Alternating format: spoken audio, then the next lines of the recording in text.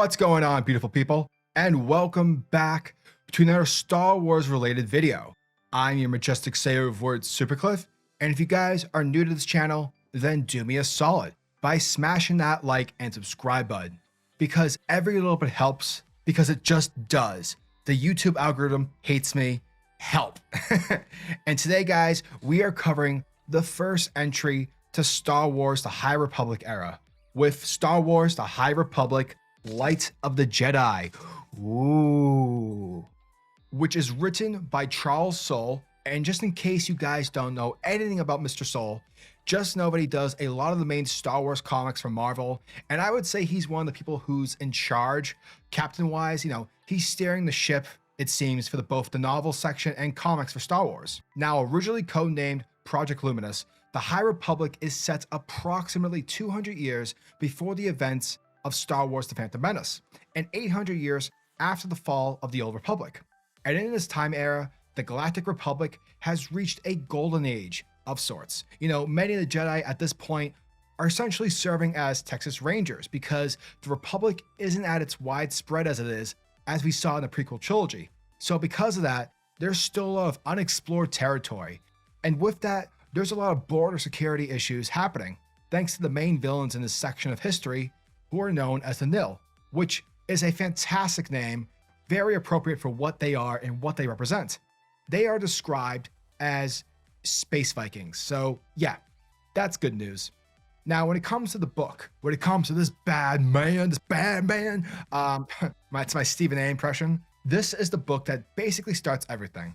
It's sort of like Iron Man, in a sense. You know, you get your main characters, you get the main vibe, the theme, the tone of the whole of the universe. And from there, after you finish the book, it spreads into several directions. The High Republic comics, various other books, as well as that new Star Wars video game, Eclipse, which we know nothing about besides the fact that it's part of the High Republic. So, in Light of the Jedi, the Supreme Chancellor, Lina San, her mission is that she wants to enforce Republic expansion, spreading ideologies of unity and peaceful coexistence. And so she establishes the construction of a space station called Starlight Beacon, which is being situated in the center of the region's unexplored territory, the Dark Zones. And this space station is going to be essentially her Lincoln Memorial, her Gettysburg Address. It's going to help her politically, along with providing aid and communication between distant worlds.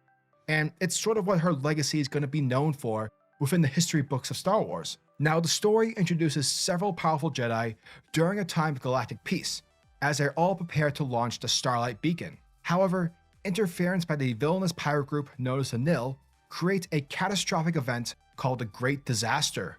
Ooh, I just like doing that, I don't know why. Which places the Jedi and the planets they protect in danger.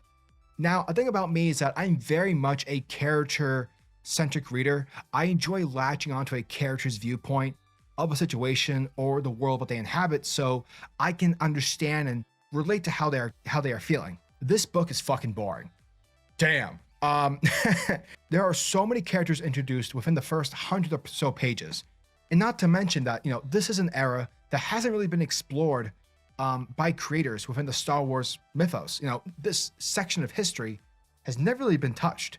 So, you know, you don't know who's who, you don't know what the climate's like, you don't know the factions, the different organizations, the characters that well, and it's really hard to pinpoint a face with a character that you're reading about, only for that to, you know, 3 pages later, go to a different character who's only in the book for like 2 pages, and then you go to another page, and then there's another character, and then there's another character, and you're like, what the fuck is going on?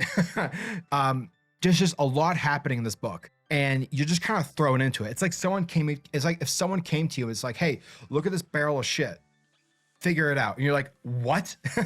However, I will say, once you get past the section of the Great Catastrophe, that's when the book starts to calm down, and you get a sense of like, okay, who's who, what's going on, because a lot of things are slowed and paced down because a lot of the Jedi and the characters in the book, they're trying to figure out who started this incident, who basically tried to kill a bunch of systems. And so you're getting a sense of calmness, and you're understanding the political spectrum of this time period within Star Wars.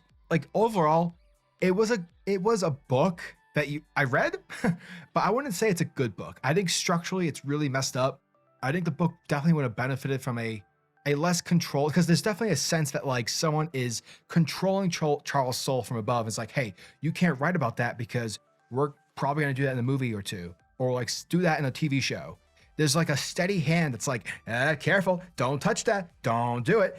But besides that, there's a lot of detail, and there's a lot of like, I think the Nihil as villains are very cool. They're definitely three-dimensional. They're not just like, well, we're bad guys, so destroy and enslave the galaxy. Like, no, there's a reason why they do it, and you can get behind it as to why they're doing it. It's not like, you don't condone the reason, but it's there. This book was definitely disappointing. I've read the comics. They're pretty good. I'm very excited for this High Republic era. I don't know if this is like testament of like how exciting I am, because like the High Republic era, it's interesting. It's never really been touched, but this book is just, it drags you down, and you're just like, get to the point. I wouldn't really advise you reading this book. You could probably just watch a YouTube video or something, and someone can tell you like what happens in it, because it's hard to get through. And I'm a good reader. I'm not to sound douchey, I can read books. This was like, oh. Overall, I'm very much excited for the High Republic era.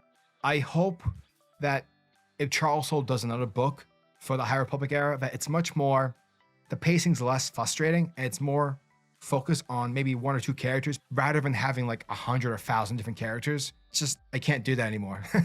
So yeah, if you guys like this video, make sure to hit that like button in order to show your support to the channel. And tell me, what are your thoughts and opinions on the High Republic Light of the Jedi? Did you guys enjoy this book? Are you guys excited for like the Eclipse game? Just let me know what your thoughts and opinions are down in the comment section below. And until the next video, peace.